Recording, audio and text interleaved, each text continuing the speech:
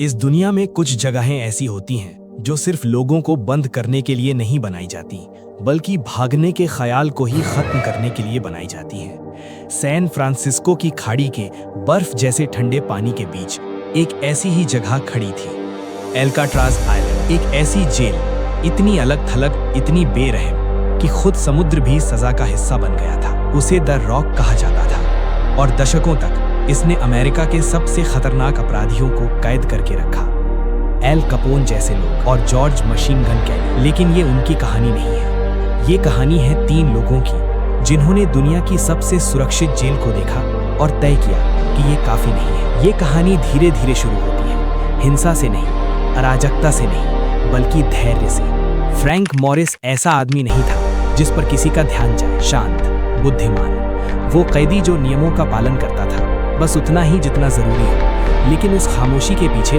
कुछ खतरनाक छिपा था, एक विचार। वो जेल को वैसे पढ़ता था जैसे कोई वैज्ञानिक किसी समस्या को पढ़ता है। हर रूटीन, हर कमजोरी, हर सेकंड की लापरवाही, और आखिरकार उसने उसे ढूंढ लिया।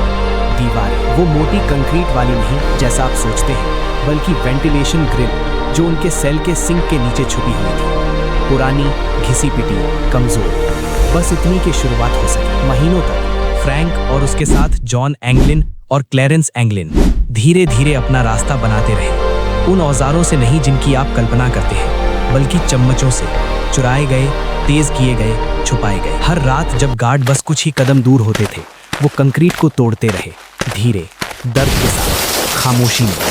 और जब आवाज ज्यादा होने लगती तो वो उसे छुपा देते, संगीत के पीछे। फ्रैंक तय समय पर एकॉर्डियन बजाता था ताकि दीवार टूटने की आवाज एक साधारण धुन में खो जाए। ये लगभग काव्यात्मक था, एक जेल जो संगीत की लय पर टूट रही थी। लेकिन सेल से बाहर निकलना बस शुरुआत थी, क्योंकि अगर तुम दीवारों से निकल भी जाओ तो भी तुम्हें उस द्वीप से निकलना था, और ऐसा कभी कोई नहीं कर पाया था और जिंदा बचा हो। एल्काट्राज के आसपास का पानी सिर्फ ठंडा नहीं है, वो घातक है। तेज धाराएं, जमा देने वाला तापमान, एक तैराकी जो कुछ ही मिनटों में जान ले सकती है। इस जेल को ऊंची दीवारों की जरूरत नहीं थी, प्रकृति ने वो पहले ही बना दी थी। तो उन्होंने कुछ और बनाया, नाव, लकड़ी से नहीं, धातु से नहीं, बल्कि रेनकोट से। 50 से भी ज्यादा चुराए गए, इकट्ठा किए गए, हाथों से सिले गए।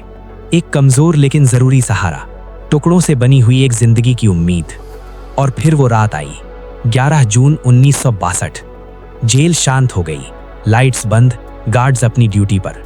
सब कुछ सामान्य लग रहा था, शायद जरूरत से ज्यादा सामान्य, क्योंकि उन सेल्स के अंदर कुछ अजीब बाकी था। शरीर बिस्तर पर लेटे हुए, धीरे धीरे सांस लेते हुए, सोते हुए। लेकिन वो असली नहीं थे। हाथ से बनाए गए सिर, साबुन, टूथपेस्ट और टॉयलेट पेपर से बने हुए, और उन पर असली बाल जो जेल के नाई की दुकान से चुराए गए थे।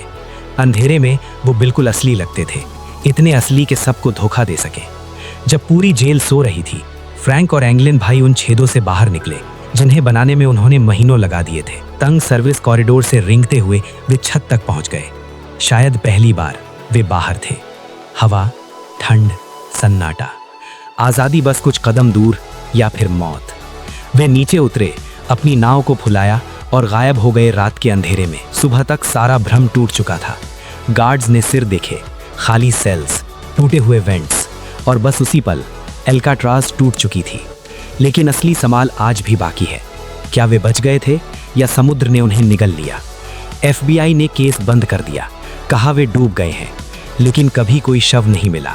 कुछ रिपोर्ट्स कहती हैं कि उन्हें जिंदा दिखा गया दक्षिण अमेरिका में।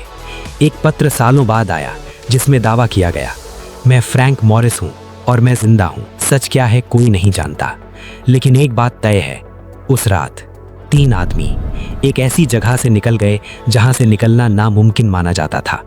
और शायद सबसे खतरनाक दीवारें कंक्रीट की नहीं होती, बल्कि वो जो हमारे दिमाग में बनी होती हैं।